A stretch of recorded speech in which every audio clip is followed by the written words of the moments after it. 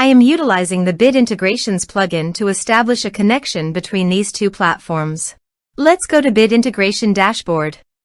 Create integrations.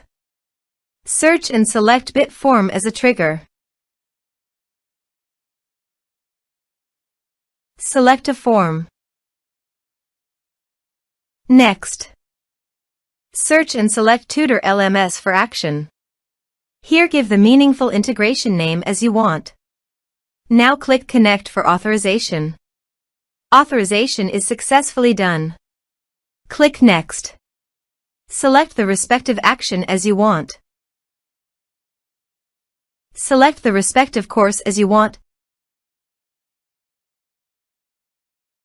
There is no user map option, so you must submit the form from the user login.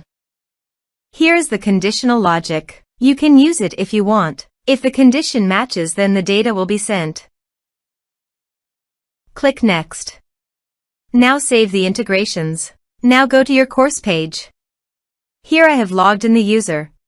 Now go to your form and type some information and submit the form.